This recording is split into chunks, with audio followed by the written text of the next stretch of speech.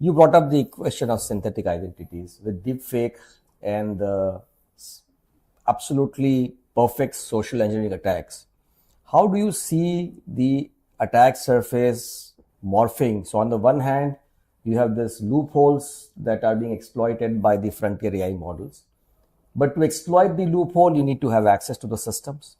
And then identity becomes that perimeter that one has to breach to be able to access those systems. So let's say the whole mythos story about breaching the defenses of OpenBSD and finding those vulnerabilities and stitching together an attack pattern and exploits meant you needed to have access to that system. It did not happen in isolation. It was not that it was a system lying out in the open. Right. It was behind all the defenses. Yes. So you had to breach all the defenses and get there.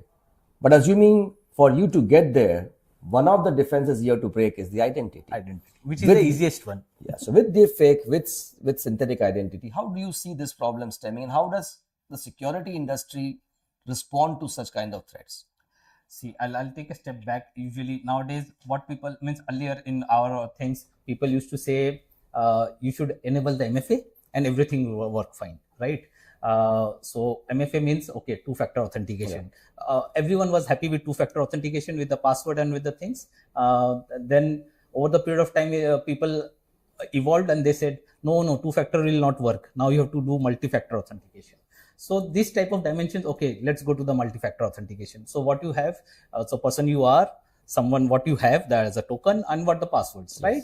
Then they say, okay, these three will also not suffice. Nowadays, now we have to move on to the behavior type of analytics. Yes. So now these three are anyway there. Then we have also go to the behavior type of attack.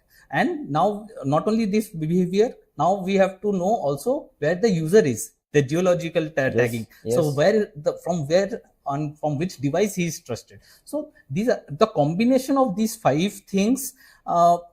If we work on this combination, definitely the deepfakes and other things will be difficult to manage.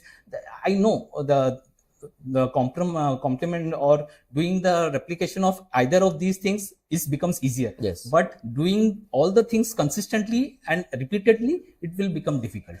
So in my version, I think if we concentrate on all the things of this, like if you have a trusted device, trusted user, and even if you do the KYC, right? We do a KYC. Yes. So KYC should not be a one-time process. It should be a continuous KYC. So I'll give an example also what our CISO is now doing. So they are trying to launch their new KYC 2.0. So in that they wanted to have those type of users which is already certified as they are already certified as their KYC, right? So if we are connecting with our API with them and we know okay this user is already in their CISO list, then I don't have to do the KYC again, right? I save the time.